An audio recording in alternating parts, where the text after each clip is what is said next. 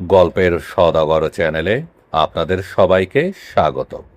আজকে আমরা শুনব সুনীল গঙ্গোপাধ্যায়ের লেখা অগ্নিপুত্র পর্ব ৫।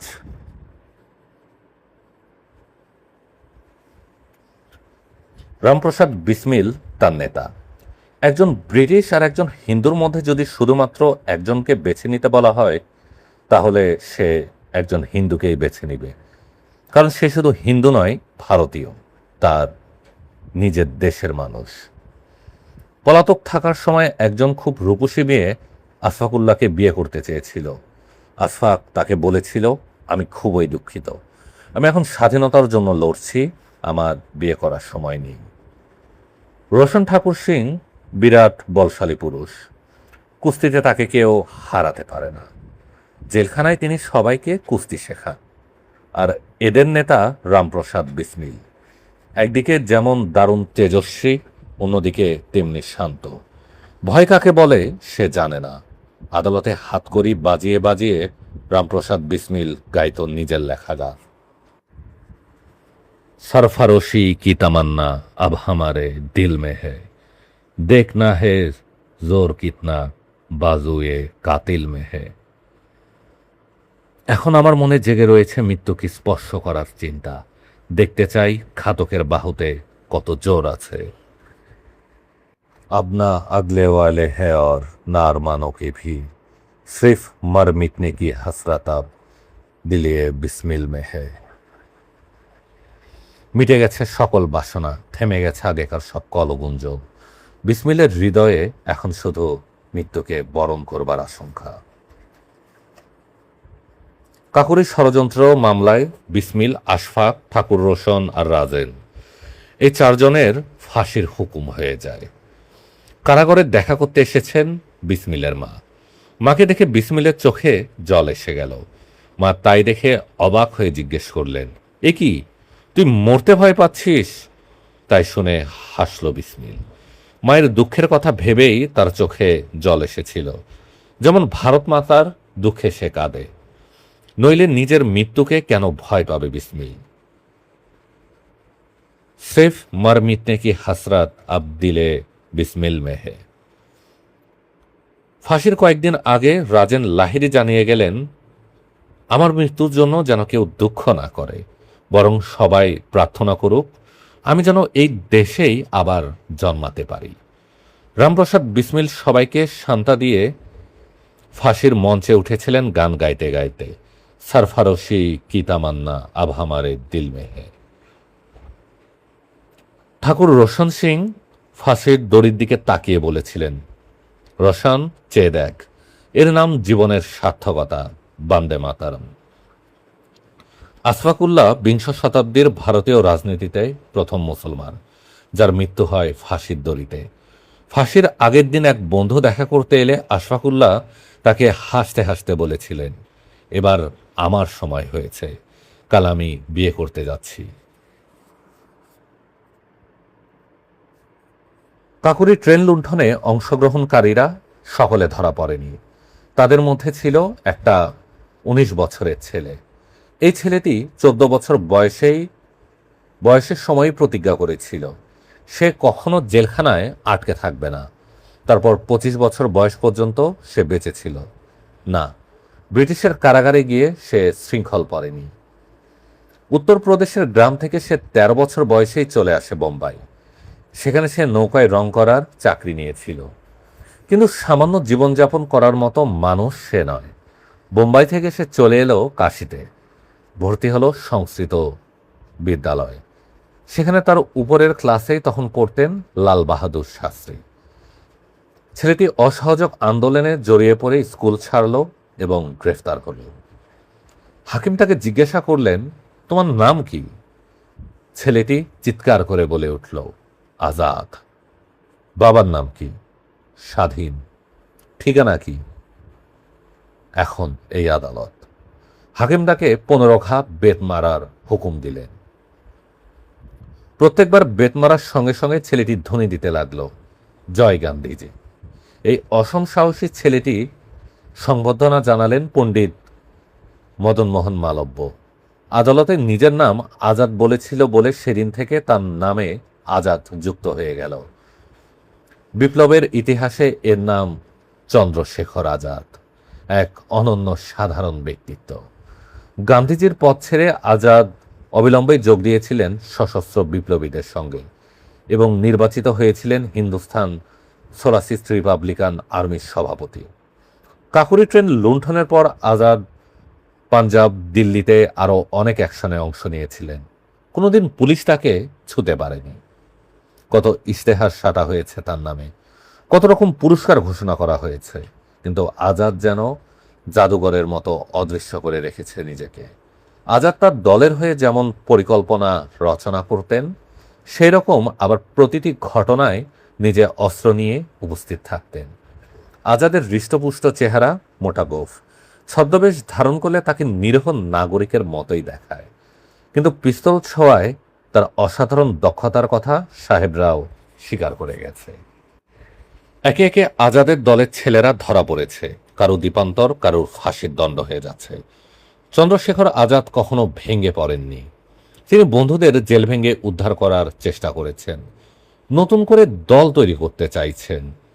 একবার ভগৎ সিং আজাদকে জিজ্ঞেস করেছিলেন, ভাইয়া, আপনি যে এরকম বেপরোয়াভাবে ঘুরে বেড়ান, আপনার মরণের ভয় নেই?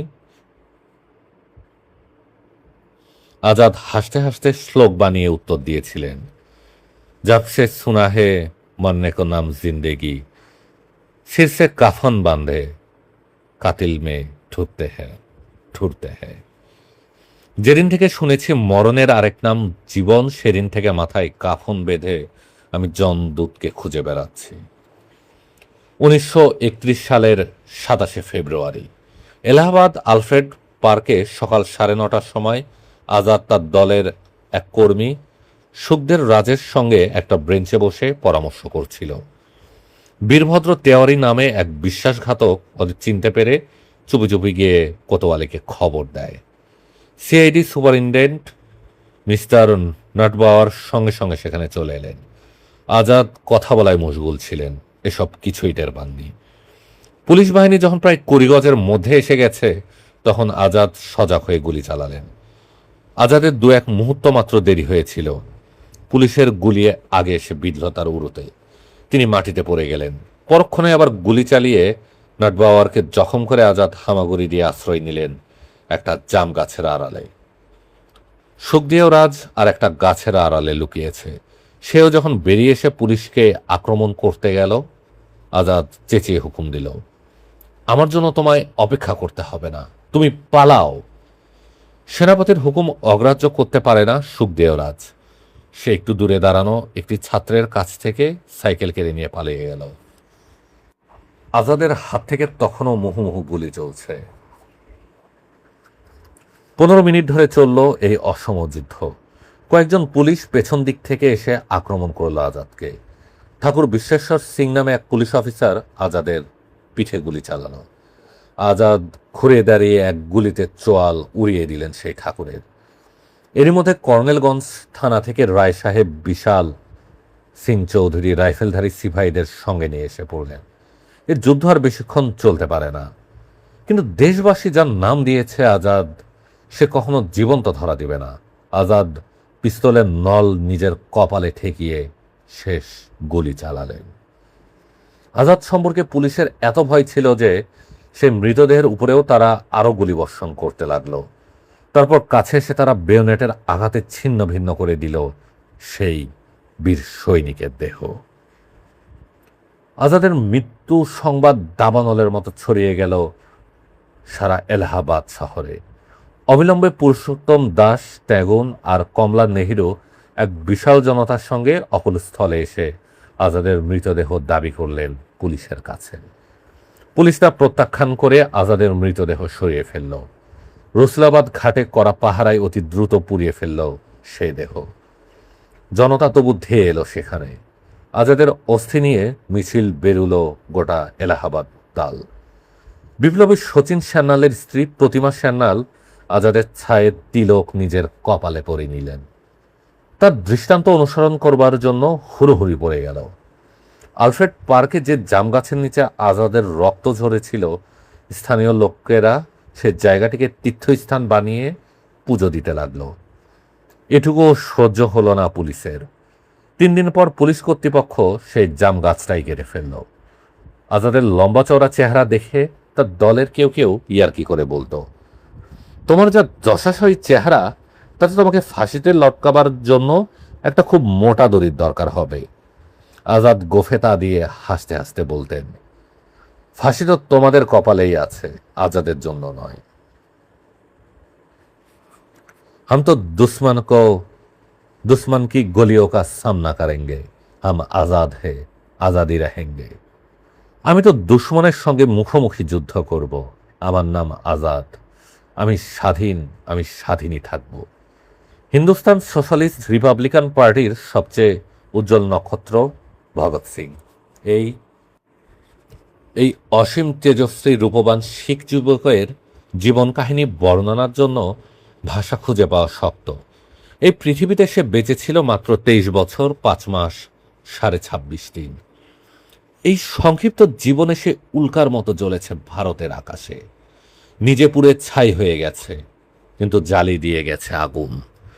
উদ্দাম প্রাণবন্ত ভগৎ সিং একদিকে কবি ও সুরসিক, অপরদিকে চিন্তাবিদ এবং কঠোর আদর্শবাদী এক অপরাভূত শক্তি। ভগৎ সিং এর বাবা সর্দার কিষেন সিং একসময় কৃষক আন্দোলনে অংশ নিয়ে পুলিশের হাতে নির্যাতিত হয়েছেন। ভগৎ সিং এর কাকা সর্দার অজিত সিংকে রাজনৈতিক কারণে দেশান্তরী হতে হয়েছিল। সেই পরিবারের ছেলে ভগৎ সিং ছোটবেলা থেকেই শপথ নিয়েছিলেন, দেশের শৃঙ্খল মোচনের চেষ্টা ছাড়া ইহজীবনে আর বড় কোনো কাজ নেই। এবং ভগৎ সিং শুধু আবেগপ্রবণ ছিলেন না, তার প্রতিটি কাজের মধ্যে গভীর চিন্তার পরিচয় ছিল। সাইমন কমিশনের বিরুদ্ধে বিক্ষোভ জানাবার জন্য লাহোরে বেরিয়েছে এক মিছিল। নেতৃত্ব দিলেন সর্বজন শ্রদ্ধেয় নেতা লালা লাজপত রায়। সম্পূর্ণ শান্তিপূর্ণ মিছিল, কিন্তু তবু তার উপরে পুলিশ নৃশংসভাবে ঝাঁপিয়ে পড়ল। লাজপত রায়ের বুকে পড়ল লাঠির ঘা। তার ফলে কিছুদিনের মধ্যেই তিনি মারা গেলেন। মৃত্যুর আগে তিনি বলে গেলেন, আমার উপর যে আঘাত হানা হয়েছে তার প্রত্যেকটি ব্রিটিশ সাম্রাজ্যবাদের কফিনের উপর পেরেক হয়ে ফিরে আসবে। সারা দেশ এ ঘটনায় ধিক্কার জানালো, কিন্তু ভগৎ সিং এর দল ঠিক করলেন প্রতিশোধ নিতে হবে। ইংরেজকে জানাতে হবে ভারতবাসী আর শুধু মুখ বুঝে মার খাবে না। যে পুলিশ অফিসারটি লালা লাজপত রায়কে প্রহারের জন্য দায়ী, সেই মিস্টার স্কটকে মৃত্যুদণ্ড দিল বিপ্লবীরা। এবং এই মৃত্যুদণ্ড কার্যে পরিণত করার জন্য 3 জনের একটি দল এসে দাঁড়িয়ে রইল সিনিয়র পুলিশ সুপারের অফিসের সামনের রাস্তায়। অদূরেই ডিএভি কলেজ এবং জেলা আদালত। সেখানে রাখা হলো 3টে সাইকেল। নিখুঁত পরিকল্পনা। দলের আরেকজন একটু দূরে অপেক্ষা করছে, সে স্কটকে চিনিয়ে দিবে। ভগৎ সিং চালাবে গুলি। ভগৎ সিংকে যদি কেউ আক্রমণ করতে আসে, তারপর গুলি চালাবে রাজগুরু। এরপর আরো 2 জন পালাবার সময় কেউ যদি বাধা দিতে আসে, তাহলে তাকে আটকাবার জন্য অস্ত্র হাতে স্বয়ং চন্দ্রশেখর আজাদ রয়েছেন পাহারায়। নির্দিষ্ট সময়ে স্কটের বদলে অফিস থেকে বেরিয়ে এলো আরেকজন ইউরোপিয়ান অফিসার, স্যান্ডার্স। এসে সে যখন মোটরসাইকেলে উঠতে যাচ্ছে, রাজগুরু আর দেরি না করে সোজা গুলি চালিয়ে দিল তার মাথায়। সে মাটিতে পড়ে গেল আছড়ে। একবার যখন গুলি মারা হয়েছে, তখন একে আর বাঁচিয়ে রাখা যায় না। হাসপাতালে সে আততায়ীদের চিনিয়ে দিতে পারে। তাই ভগৎ সিং নিজে এগিয়ে এসে পরপর 5-6খানা গুলিতে তাকে শেষ করে নিশ্চিন্ত হলো। তারপর নির্ভীকভাবে হাঁটতে লাগলো রাস্তা দিয়ে। এই সময় আরেকজন ইউরোপিয়ান সার্জেন্ট এবং চন্দন সিং নামে এক সিপাই তাড়া করে এলো ওদের। ওরা পেছন থেকে সার্জেন্টের দিকে গুলি চালানো। গুলি সার্জেন্টের গায়ে না লাগলেও সে পেছনে মাটিতে পড়ে নিজের ঠ্যাং ভেঙে ফেলল। ওরা ছুটল ডিএভি কলেজের দিকে। প্রায় যখন পৌঁছে গেছে, তখন ওদের ঠিক পেছনেই চন্দন সিং। আড়াল থেকে বেরিয়ে এসে চন্দ্রশেখর আজাদ বললেন, তুমি ভারতীয়, তোমাকে মারতে চাই না, ফিরে যাও। সান্ডাসের দেহরক্ষী চন্দন সিং সে কথা না শুনে আরো এগিয়ে আসতেই আজাদ বাধ্য হয়ে তার তলপেটে গুলি করলেন। তারপর দ্রুত ওরা উঠে পড়লেন ডিএভি কলেজের ছাদে। পিলপিল করে পুলিশ ছুটে আসছে ওদের ধরবার জন্য। এরা ততক্ষণে কলেজের পেছনের দেওয়াল টপকে সাইকেল তিনটেতে উঠে বসে হাওয়া। পুলিশ ওদের কোনো চিহ্নই খুঁজে পেল না। পুলিশ শুধু এটুকুই জানতে পেরেছিল যে ওই তিন বিপ্লবীর মধ্যে একজন ছিল দাড়িগোঁফওয়ালা, পাগড়ি পরা শিখ যুবক। ভগৎ সিং কোনোদিন কোনো ধর্মে বিশ্বাস করত না। পাগড়ি ছেড়ে দাড়িগোঁফ কামিয়ে ফেলল। কিছুদিন আত্মগোপন করে রইল কলকাতায়। কলকাতায় তার বন্ধুর অভাব ছিল না। কলকাতা থেকে যতীন দাস আগেই তাদের সঙ্গে যোগ দিয়ে বোমা বানানো শেখাতে গিয়েছিল। প্রখ্যাত বিপ্লবী ত্রিলোক্য চক্রবর্তীর মহারাজের কাছেও ভগৎ সিং অস্ত্র সাহায্য চেয়েছিলেন। কাশিতে একজন সিআইডির ওপর আক্রমণ, পার্টির জন্য পোস্ট অফিসের টাকা লুট, পাঞ্জাব ন্যাশনাল ব্যাংক লুণ্ঠনের চেষ্টা, সান্ডাস হত্যা, লাহোর, সাহারানপুর, বিলাসপুর, কলকাতা এবং আগ্রায় বোমা নির্মাণ, এ সবাই ভগৎ সিং আর তার সঙ্গীদের কাজ। এখানেই শেষ নয়। ভগৎ সিং এর শেষ অ্যাকশন আরও চমকপ্রদ। দিল্লির লেজিসলেটিভ অ্যাসেম্বলিতে সরকার তাড়াহুড়ো করে পাবলিক সেফটি বিল পাশ করিয়ে নিতে যাচ্ছে, যে বিলের উদ্দেশ্য ভারতীয়দের রাজনৈতিক আন্দোলন দমন করা। 1929 সালের 5 ফেব্রুয়ারি বিলটি সবেমাত্র উত্থাপিত হয়েছে। উপরের দর্শকের গ্যালারিতে দুজন যুবক উঠে দাঁড়ালো। রেলিংয়ের কাছে এসে ছুকে দুটো বোমা মারল নিচে। প্রচণ্ড শব্দ। তারপরে উঠতে লাগলো হিন্দুস্তান রিপাবলিকান পার্টির ইস্তেহার। তার প্রথম line, it takes a loud voice to make the deaf hear. ইস্তেহার ছড়িয়ে দেবার পর ভগৎ সিং আর বটুকেশ্বর দত্ত মাথার উপর হাত তুলে পিস্তল ছুঁড়ে চিৎকার করে বলল, আমরা দেশের কাজ করতে এসেছি। তারপর পিস্তল দুটি ছুঁড়ে ফেলে দিয়ে শান্তভাবে পুলিশের কাছে আত্মসমর্পণ করে বলল, আমরা কাউকে আঘাত করতে আসেনি। দর্শকের আসনেই এক প্রান্তে বসেছিলেন ব্যারিস্টার আসফ আলী। তিনি এই যুবক দুটির সাংঘাতিক মনোবল স্বচক্ষে দেখেছেন। শুধু গুপ্ত হত্যার লুণ্ঠন নয়, ফরাসি বিপ্লবীদের আদর্শে সারা দেশের লোককে জানাবার জন্য দিল্লির সংসদে বোমা ও ইশতেহার ছড়িয়ে দিয়ে স্বেচ্ছায় ধরা দিলেন ভগৎ সিং আর বটুকেশ্বর। সান্ডাস হত্যার সঙ্গে ভগৎ সিংয়ের সম্পর্কের কথা পুলিশ প্রথম জানতে পারেনি। একজন বিশ্বাসঘাতকের জন্য সেটাও জানাজানি হয়ে গেল। একে একে ভগৎ সিংয়ের বন্ধুরাও আসতে লাগলো জেলে। আগে কেবা প্রাণ করিবে দান, তারই লাগি তাড়াতাড়ি। দেশের জন্য প্রাণ দিতে এদের কি নিদারুণ উৎসাহ। জেলখানায় যেন উৎসব বাড়ি। এক একজন গ্রেফতার হয়ে আসে আর অন্যরা হৈ হৈ করে তাকে স্বাগত জানায়। ভক্তরা নাচ নেচে গান গেয়ে ওঠে। আদালতে এরা মুহুর্মুহু স্লোগান দেয়, রাজসাক্ষীর দিকে জুতো ছুঁড়ে মারে। হাকিম হুকুম দেন এদের দমন করার জন্য সবসময় হাতে হাত করি আর পায়ে বেরি পরিয়ে রাখা হোক। তবু জেলখানা সরব হয়ে ওঠে ভগৎ সিং এর নিজের লেখা গানে, মেরা রং দে বসন্তি চোলা, মা রং দে বসন্তি চোলা, ইস চলে কো পহন শিবাজি খেলে আপনি জান সে, इसे पहन झांसी की रानी मिट गई आपने आपने, आज इसको पहन निकला हम मस्तों का टोला, मेरे रंग दे बसंती चोला, दम निकले इस देश के खातिर बस इतना अरमान है, एक बार इस देश में मरना शो जन्म का समान है, देखते वीरों की कुर्बानी अपना मन भी डोला, मेरा रंग दे बसंती चोला। অথ মা আমার কাপড় বাসন্তী রঙে রাঙিয়ে দাও। এই বসন পরেই শিবাজি নিজের প্রাণের খেলা খেলে গেলেন। এই বসনেই ঝাঁসির রানী মিটিয়ে গেলেন নিজের শপথ। আজ সেই বসন পরেই আমরা বুধ বেরিয়েছি। দেশের জন্য শেষ নিঃশ্বাস করুক, শুধু এটুকুই আমার ইচ্ছা। একবার এই দেশের জন্য মরণ শতবার জন্মবার সমান। বীরদের আত্মদানের দৃষ্টান্ত দেখে আজ আমারও মন দুলে উঠেছে। মা আমার কাপড় বাসন্তী রঙে রাঙিয়ে দাও। লাহোর ষড়যন্ত্র মামলায় ভগৎ সিং ও বটুকেশ্বর দত্ত ছাড়া মূল আসামি ছিলেন এই কজন: সুখদেব, দয়াল ওরফে স্বামী ওরফে গ্রামবাসী, লয়ালপুরের রামলালের পুত্র, রঘুনাথ ওরফে এম ওরফে শিবরাম রাজগুরু, পুনার হরি রাজগুরুর পুত্র। যতীন্দ্রনাথ দাস কলকাতার ভবানীপুরের বঙ্কিমচন্দ্র দাসের পুত্র। চন্দ্রশেখর আজাদ ওরফে পণ্ডিতজি বারাণসীর বৈদ্যনাথ রামের পুত্র। ভগবতী চরণ ওরফে বিসি ঘোড়া লাহোরের রায়বাহাদুর শিবচরণ দাসের পুত্র। এর মধ্যে শেষ দুজন ফেরারি। আজাদ কোনোদিন ধরা দেননি, আমরা জানি। ভগবতী চরণ বন্ধুদের জেল থেকে উদ্ধার করার জন্য নির্জন জঙ্গলের মধ্যে বোমা বানাতে গিয়ে সাংঘাতিকভাবে আহত হন। সেই সময় তার সঙ্গী ছিলেন আজকের বিখ্যাত হিন্দি লেখক যশপাল। যশপাল ভগবতী চরণকে রেখে ডাক্তার ডেকে আনতে এবং অন্য বন্ধুদের খবর দিতে চলে গেলেন। ফিরে এসে দেখলেন ততক্ষণে ভগবতী চরণের শেষ নিঃশ্বাস পড়ে গেছে। সবাই মিলে তার মৃতদেহ ভাসিয়ে দিল নদীর জলে।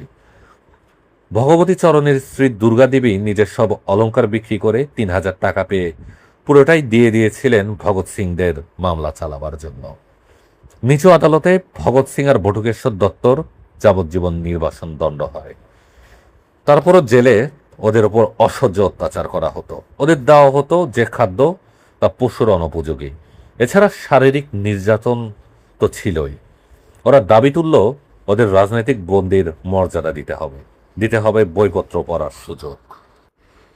সরকার ঘৃণার সঙ্গে এ দাবি প্রত্যাখ্যান করল এবং অত্যাচারের মাত্রা আরও বেড়ে গেল। প্রতিবাদে ভগৎ সিং ও বটুকেশ্বর অনশন শুরু করলেন। জেল কর্তৃপক্ষ জোর করে খাওয়াবার সব রকম চেষ্টা করে যেতে লাগলো। একদিন ৮ জন পাঠান ওদের জোর করে মাটিতে ফেলে হাত পায়ের উপর চেপে দাঁড়ালো। জেলের ডাক্তার জোর করে ওদের মুখে ঢুকালো খাবারের নল। এই দুই পরাক্রান্ত বিপ্লবী সর্বশক্তি দিয়ে প্রতিরোধ করে রইলেন তবু। ভগৎ সিংয়ের দেহ ক্ষত বিক্ষত হয়ে গেল, অজ্ঞান হয়ে গেলেন বটুকেশ্বর। পরদিন আদালতের শরীরে সে ক্ষতচিহ্ন দেখিয়ে ভগৎ সিং চেঁচিয়ে উঠলেন, বিপ্লব দীর্ঘজীবী হোক, সাম্রাজ্যবাদ নিপাত যাক। এই খবর পেয়ে যতীন দাস সমেত সমস্ত রাজবন্দী অনশনে নেমে পড়লেন। হয় দাবি মেটাতে হবে অথবা আমৃত্যু অনশন। এই অনশন ভাঙ্গার যত রকম বর্বর পন্থা আছে সবাই গ্রহণ করেছিল জেল কর্তৃপক্ষ। প্রথমে মারধর ও শারীরিক অত্যাচার করে জোর করে খাওয়ানোর চেষ্টা, তারপর জলও খেতে না দেওয়া। ভারতের কমিউনিস্ট পার্টির একদা সেক্রেটারি অজয় ঘোষ তার Bhagat Singh and his comrades বইতে সেই সময়কার বর্ণনা দিয়ে লিখেছেন, অনশন ভাঙার জন্য বদ্ধপরিকর হয়ে জেল কর্তৃপক্ষ শেষ পর্যন্ত আমাদের কুজোতে জলের বদলে দুধ রেখে দিয়েছিল। সেই সময়কার কষ্ট কল্পনাতীত। একদিন পরেই তৃষ্ণা অসহ্য হয়ে উঠল। কুজোর কাছে গিয়ে জলের বদলে দুধ দেখেই সরে আসি। পাগল হয়ে যাবার মতো অবস্থা। নিজেকে আর বেশিক্ষণ বিশ্বাস করতে পারছিলাম না। বুঝতেই পারছিলাম আর কয়েক ঘন্টা পর নিজেকে আর আমি দমন করতে পারবো না। ওই দুধই পান করে ফেলবো। আমার গলার ভেতরটা ছিঁড়ে গেছে, জিভটা ফুলে উঠেছে। শান্ত্রীকে ডাকলাম। গোড়াদের উপাসে এসে দাঁড়ালে আমি তাকে অন্তত কয়েক ফোঁটা জল দেবার অনুরোধ করলাম। সে বলল, পারবো না, হুকুম নেই। রাগে আমার শরীর কাঁপতে লাগলো। আমি কুজো তুলে নিয়েই দরজার উপর ছুঁড়ে মারলাম। সেটা ভেঙে টুকরো টুকরো হয়ে গেল। দুধ ছলতে পড়ল সেপাইয়ের গায়ে। সে ভাবল আমি সত্যি পাগল হয়ে গেছি। সে খুব ভুল করেনি। যতীন দাস অনশন করেছিলেন 63 দিন। এই ইন্দ্রিয়জয়ী বিপ্লবীকে জোর করে খাওয়ালেও তিনি সঙ্গে সঙ্গে বমি করে ফেলতেন। দিনের পর দিন তার নারীর স্পন্দন কমে আসতে থাকল। চোখের জ্যোতি ক্ষীণ থেকে ক্ষীণতর, কিন্তু তার মনোবল একটুও কমেনি। যতীনের সংকটজনক অবস্থায় সারা দেশ আতঙ্কে উদ্বেগে স্তম্ভিত। তার অনশনের 52তম দিনে সরকার রাজবন্দীদের সম্পর্কে নিয়মকানুনগুলো পরীক্ষা করে দেখার প্রতিশ্রুতি দিলে লাহোর ষড়যন্ত্র মামলার বন্দীরা অনশন প্রত্যাহার করে নেন। কিন্তু যতীন দাস তখন ফিরে না আসার পথ ধরে ফেলেছেন। 1929-এর 13ই সেপ্টেম্বর মৃত্যুর কিছুক্ষণ আগে যতীন দাসের জ্ঞান ফিরে এসেছিল। বন্ধুদের কাছে ডেকে কথা বললেন, বিদায় জানালেন।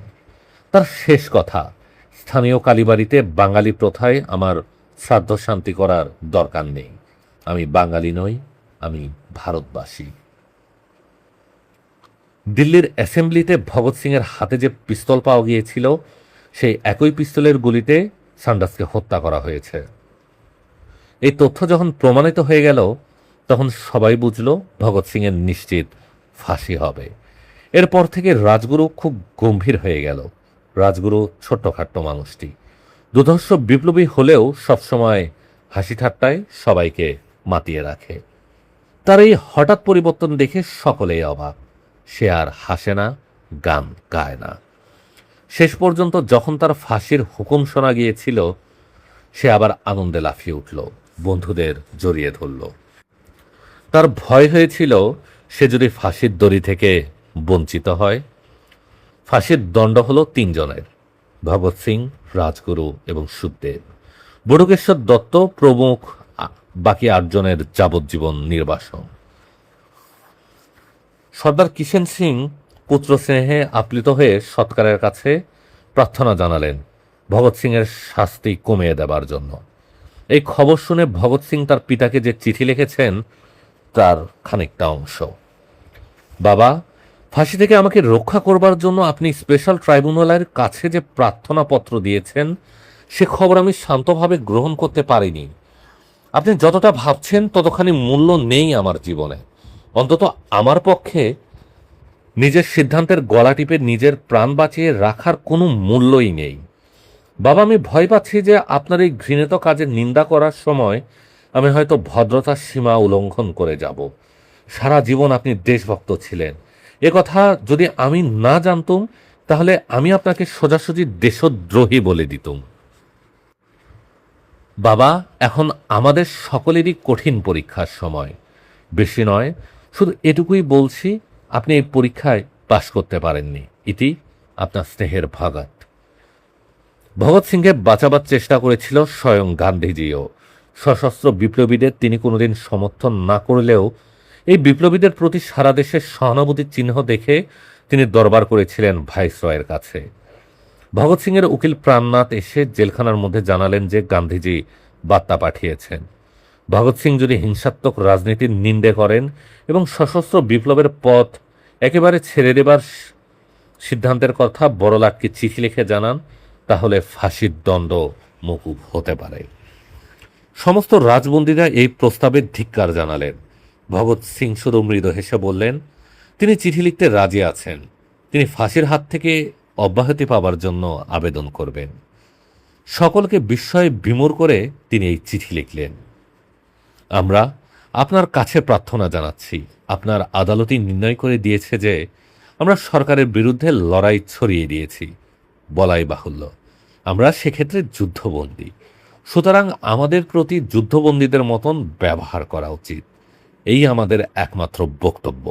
অর্থাৎ আমাদের ফাঁসির ধরিতে ঝোলাবেন না, গুলি করে হত্যা করুন। ভগৎ সিং। ভগৎ সিং শুধু বিদেশি শাসনের বিরুদ্ধে লড়াই করেননি, সেই যুগেই তিনি সমস্ত বিশ্বে এক শোষণহীন মুক্ত সমাজের স্বপ্ন দেখতেন।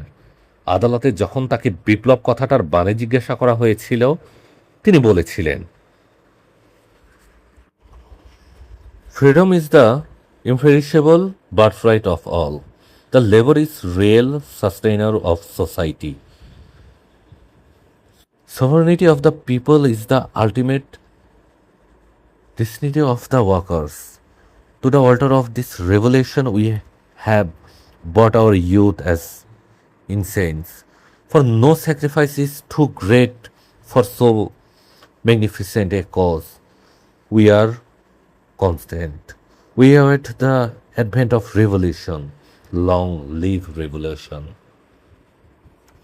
ফাঁসির দিনেও ভগৎ সিং নিবিষ্ট চিত্তে লেনিনের জীবনী পড়েছেন। ভগৎ সিংয়ের ফাঁসি কবে হবে সে কথা অত্যন্ত গোপন রাখা হয়েছিল। সর্দার কিষেন সিংকে জেল কর্তৃপক্ষ চিঠি দিল সমস্ত আত্মীয় স্বজন নিয়ে 23শে মার্চ ভগৎ সিংয়ের দেখা করার জন্য। কিন্তু তখন তো ভগৎ সিংয়ের আত্মীয় দেশের লক্ষ লক্ষ মানুষ। জেলখানার বাইরে সমবেত হয়েছে এক বিশাল জনতা। ভগৎ সিংয়ের মহিষী জননীকে ঘিরে জনতার ব্যাকুলতা দুর্বার হয়ে উঠেছে। শান্তিভঙ্গের আশঙ্কায় কর্তৃপক্ষ এমন একটি কাজ করলেন কারাগারের ইতিহাসে যার নজির নেই। আপনারা শুনছিলেন সুনীল গঙ্গোপাধ্যায়ের অগ্নিপুত্র পর্ব ৫।